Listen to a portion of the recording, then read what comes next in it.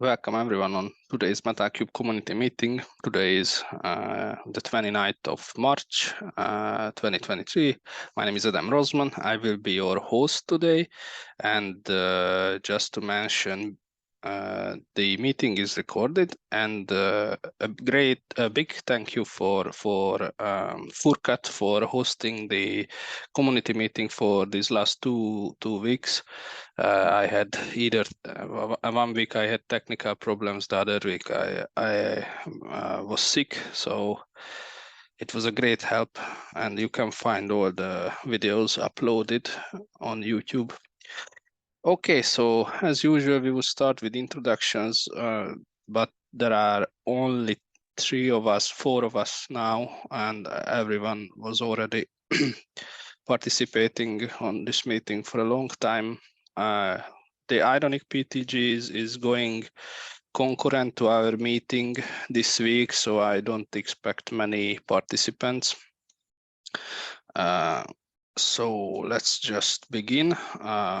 Reminders, as usual, if you are watching the video and you feel that your organization would benefit by adding itself as an official adopter, you can just follow the link and create a pull request and add your organization as an official adopter. That would greatly benefit the project. The next one is the incubation draft that we are preparing. Please feel free to comment on the draft. There are already comments and responses and discussion going on. There are still a few parts like the security and the future plans that are not filled out completely, but we are working on that behind the scenes.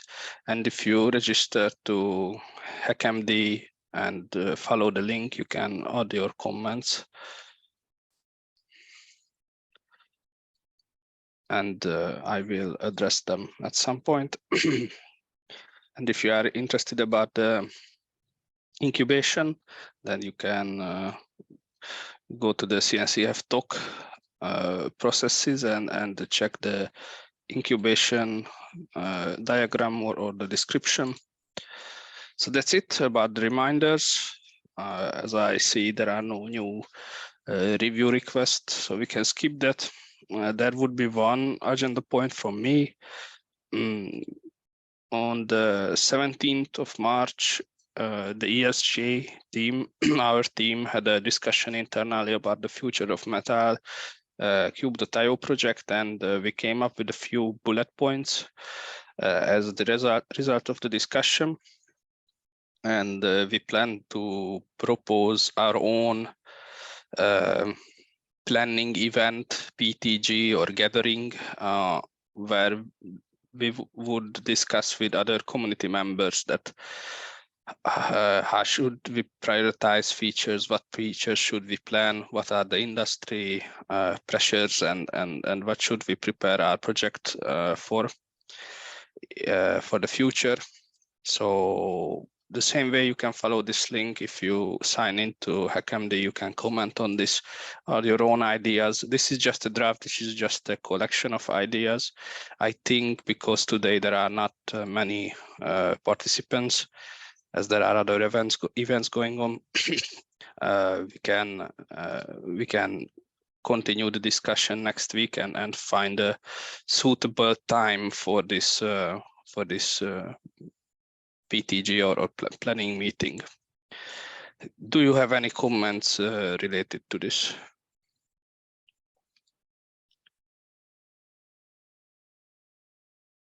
No, sounds good. Okay, great. So then, as usual, we would continue with triaging, as this is a triage week. I checked the first 3. These are basically silent and no communication going on. We will probably close this. And then there was a good discussion here related to skipping inspection, and Dimitri, I think, answered the topic very nicely. Let me just ask the original issue creator, that is it enough?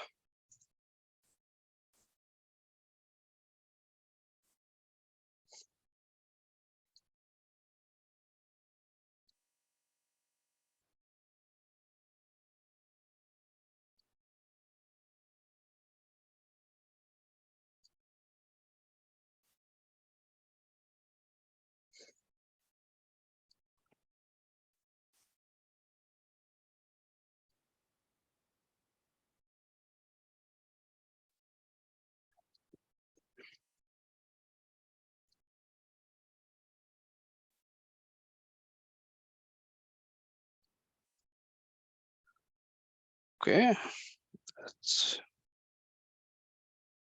one.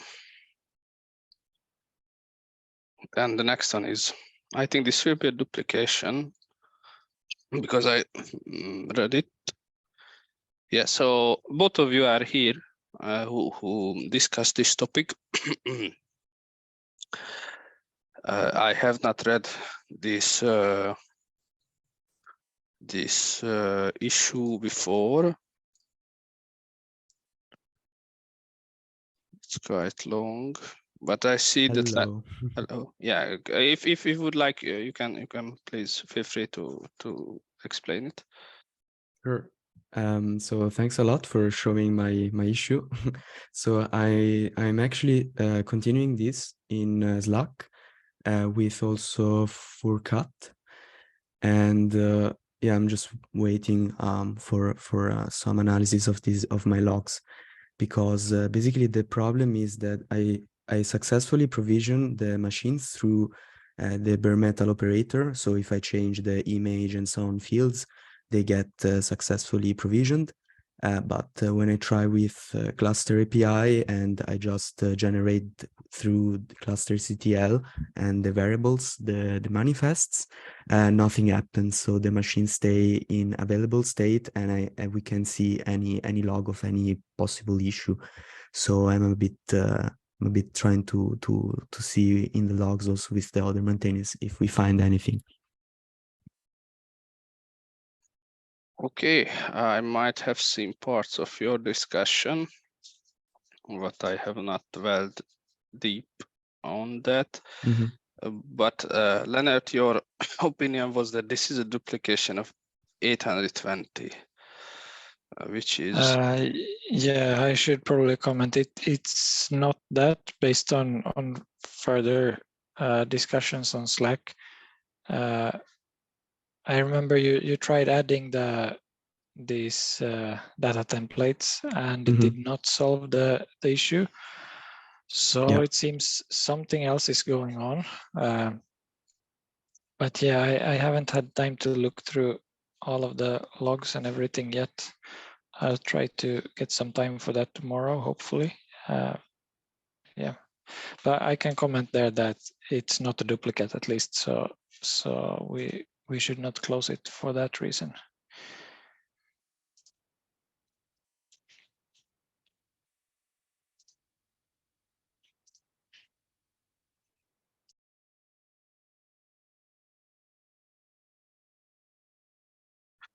What I would also suggest, you are very correctly provided logs. That's very good, and you have come to the meeting. That's also very good, helpful. One additional thing that would greatly help us, if you would provide us with step-by-step how do you say that, like steps to recreate the issue to be able to follow and deploy the same way as you do.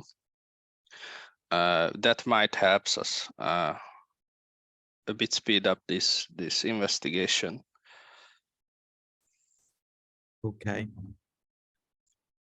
Because yeah, you described the symptoms and the problems well, but it would help if you would show us like how do you deploy exactly.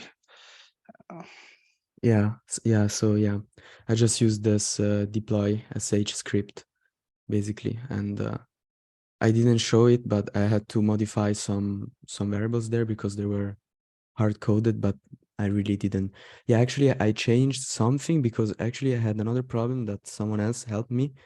I had to replace DNS mask, but I think this could be unrelated because this is another part. But I had to replace DNS mask because it didn't work, and I replaced it with ISC DHCP, and then it worked. But I didn't create an issue for this. But for the rest is the same as the deploy there, literally didn't change anything else. I would suggest like creating like just your own little fork and show us the modifications, because one important thing that you have to know about this deploy.sh and how this works together with devenv. I don't know. You just used the deploy.sh, right? So you have not used the devenv, right? No.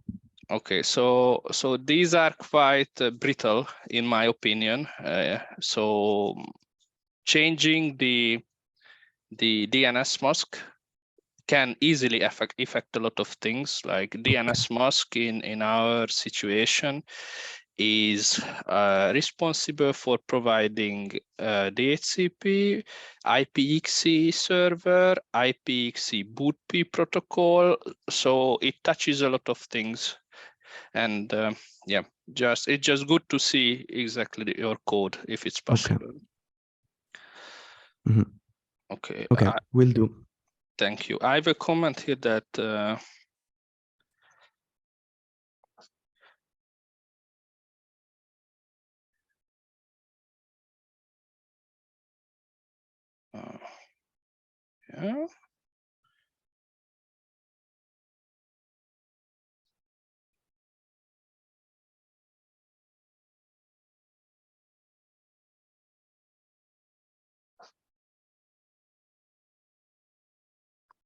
Great, and if we can reproduce this, then it will we will mark it and accept it.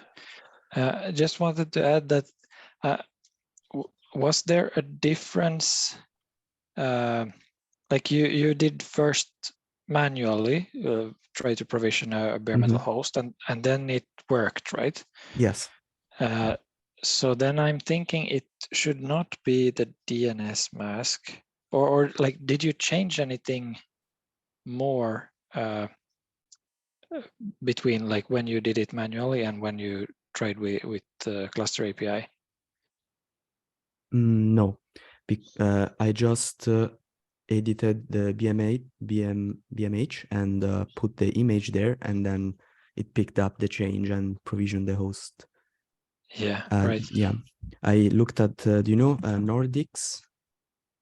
Yeah. But yeah, they have some docs on their setup with Metal3, and so they really use this replacement because they had their maybe same issue, and so I imagine they did it correctly if they keep using it. But yeah, I will also provide this information on how it changed the DNS mask. Yeah, I have a feeling that we are missing something, because to me it must be higher up in the stack for this to happen. Like yeah, I think yeah.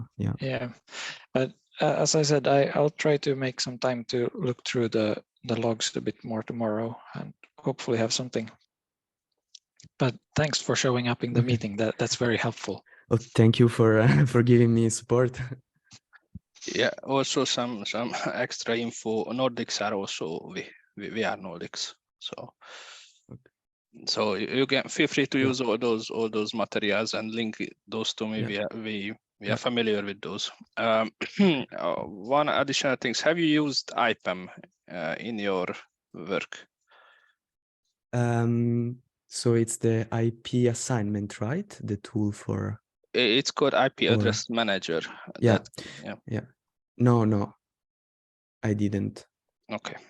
I mean, it's there, it's deployed with the script, but there is just an IP pool, but no IP was assigned yet.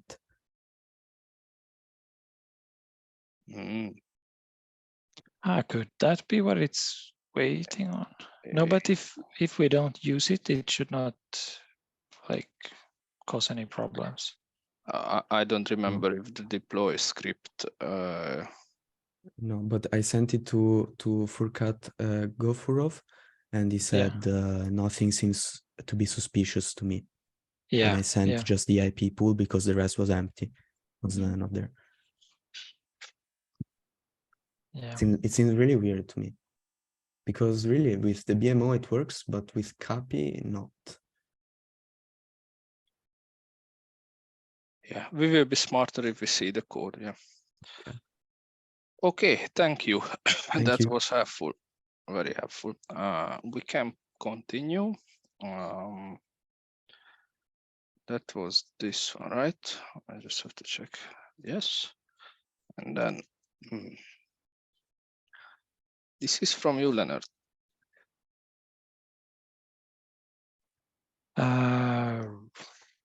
Right. Yes, now I remember.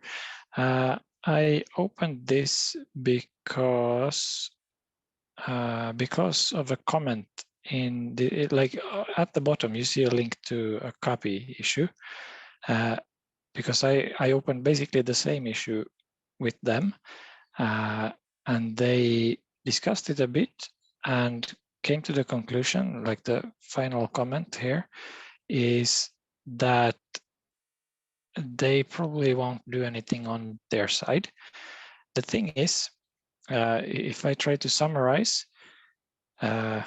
if we create, say we have a machine deployment, for example, we add a machine, like scaling up or something, and then this machine is deleted right at the at a bad time. Like the machine was created, the node had time to appear, but the node ref wasn't there yet, and just at that time it got deleted. Then the node will be stuck, and this is something that does not happen for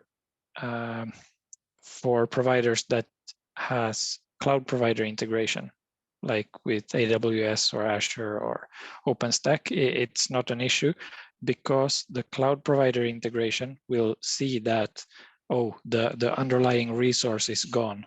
Okay, I will delete the node.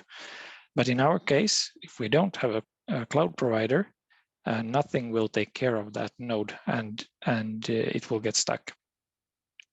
So their suggestion was that providers that don't have cloud provider integration add their own way of doing this. So basically, we should, in some of the controllers, we need to add code for checking like orphaned nodes and see that, okay, this node has no machine or Metal3 machine or BMH attached to it, so it's orphaned and can be deleted. Ooh, this is problematic, I see, because the node,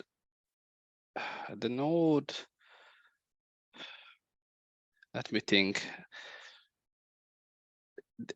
One thing I don't understand. So you deploy the machines.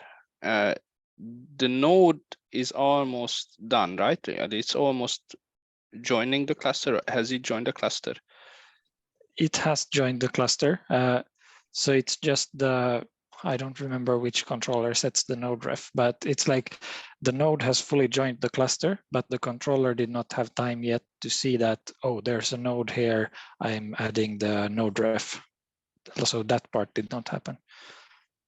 And then you delete the machine. Yeah.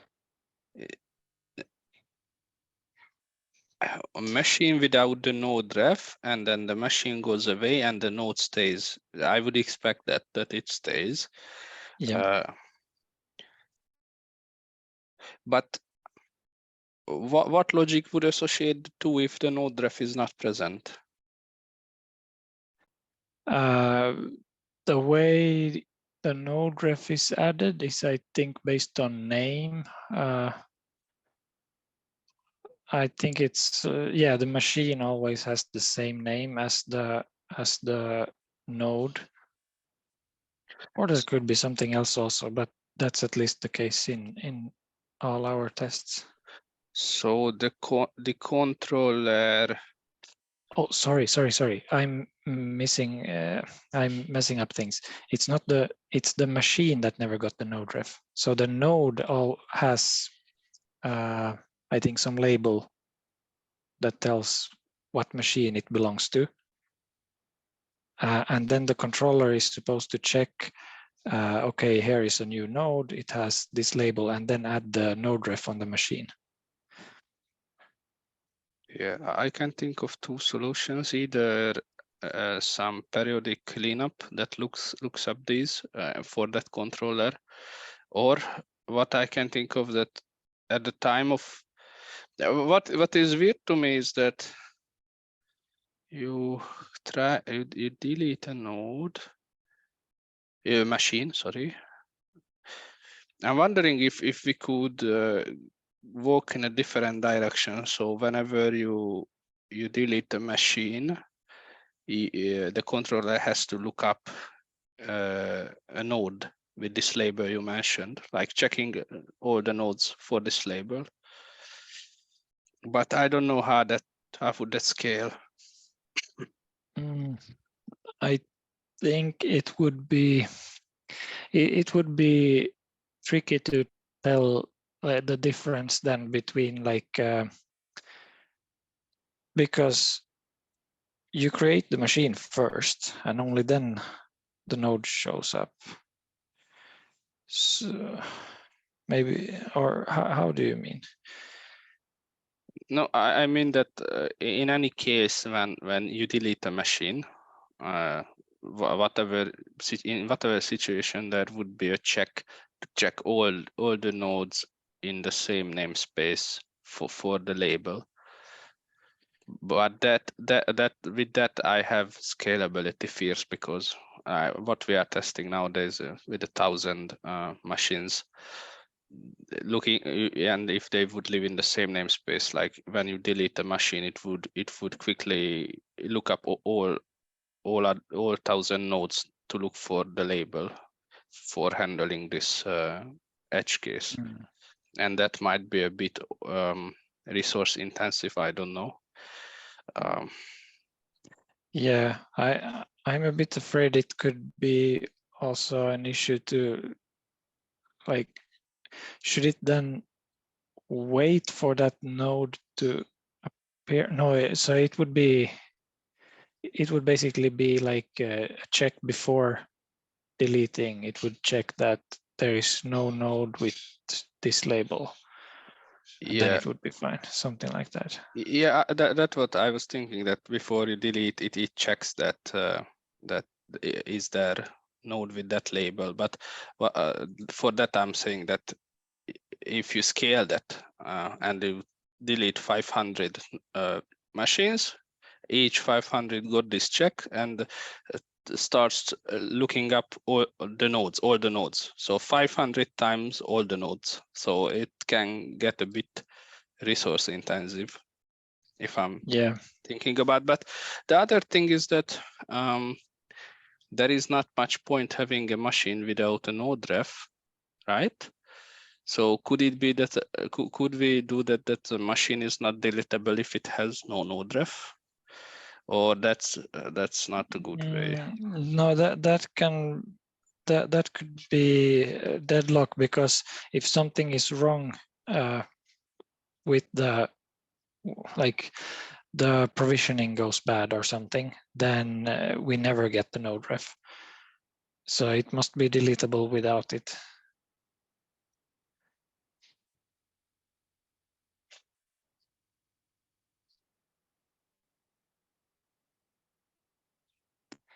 But yeah, probably the controller that anyway checks for this, I think it would be fine to also check for machines like every 10 minutes or something. It could do a check that is there any node in the cluster that does not have a matching machine or something like that. Yeah, I am a bit conflicted that should it be done periodically or should it be done at the time of deletion when it gets a deletion request. I'm not sure about that.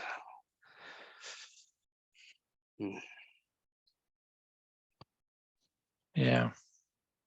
Yeah, I will comment it just to not forget. Nice.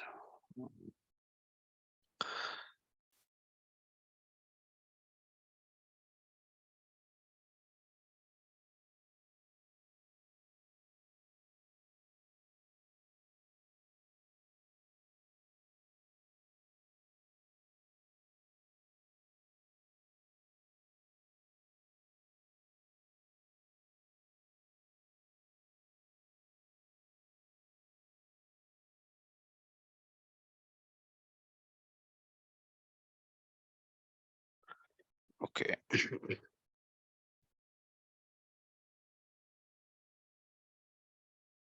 I should maybe also mention that they actually said on the copy side that if we or anyone else creates this kind of feature, they could consider adopting it also in copy if it turns out to be like a common thing for more providers.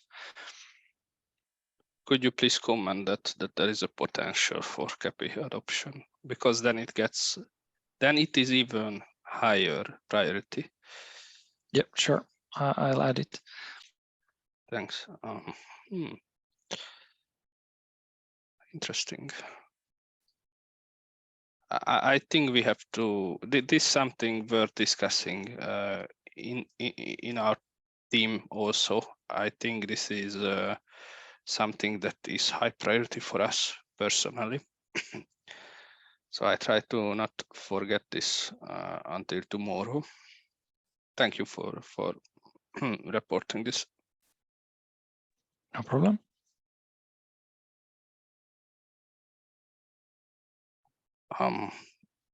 This is quite self-explanatory from outreach intern related to user guide links. Let me ping.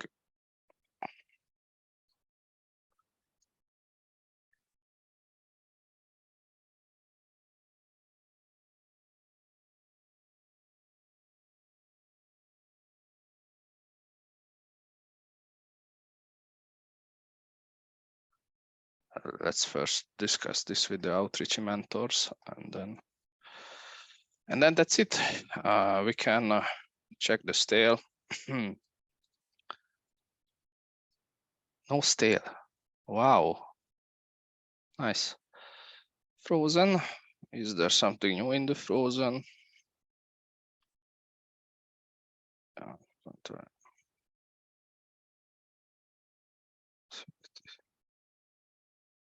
Fusing device into operators, connection test, cloud init.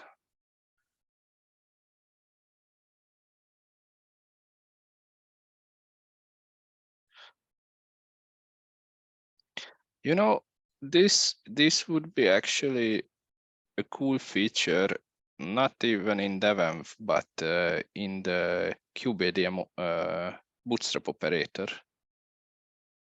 If that could tell us. Yeah. It's might be the best place for this would be there. I will just comment this. Yeah.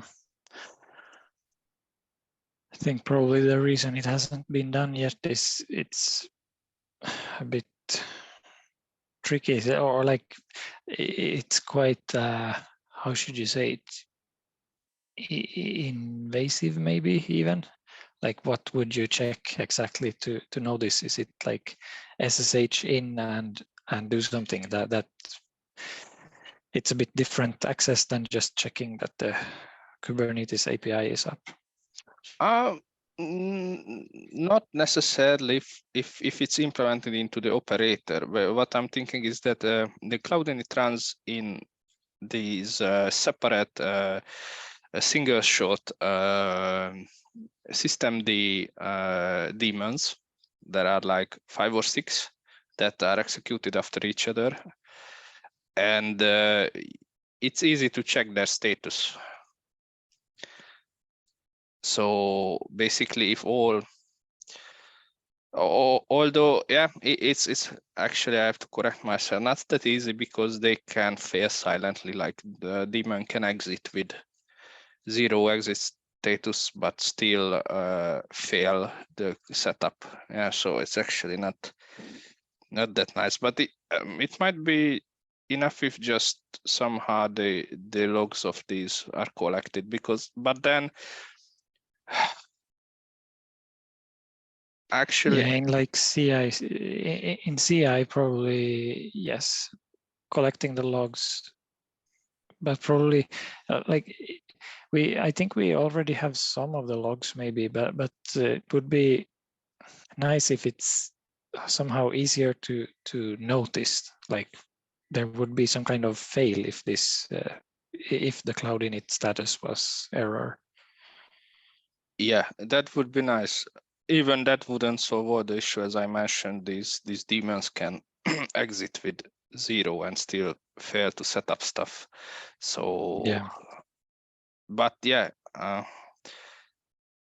mean, for me, what would be the logical is that the provisioning would go to provision error if this is not correctly set up, because it's just like thought experiment, but like the CAPM3 would read the cube ADM operators log or status, and then the check would be in the cube ADM bootstrap operator, and if that detects an error of the cloud init, then that would throw an error.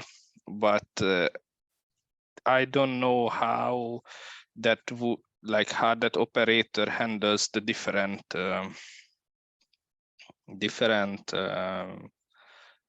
machines. So I don't have experience with that bootstrap operator. How does that instantiate the different machines? I don't think it does, but I'm not that familiar with it. But yeah, this is actually something that I would really like also. Okay, user guides, split up separate components, all the old stuff, I think important. And I have wanted, is there anything new? That's what I accepted just now. Some configuration. Yeah, this was discussed 2 weeks ago, 3 weeks ago on the community meeting. It's a nice stuff. Do we have the label for good for newcomers? they're good first issue. Yeah, I have to check these.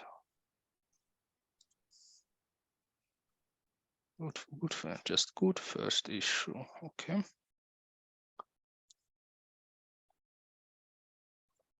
This.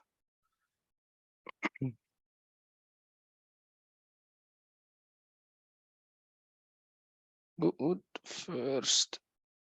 I'm not sure if it needs the dashes. Let's try.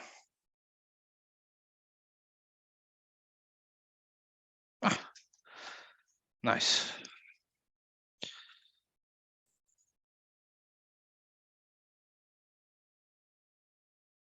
Okay, I think that's it. Does any of you have any comments related to the discussions, or any topic you want to still bring up? Not from my side. Okay, then thank you for attending. That will be all for today, and we will see each other next week. Thank thank you. you. Bye bye. Bye bye. Bye.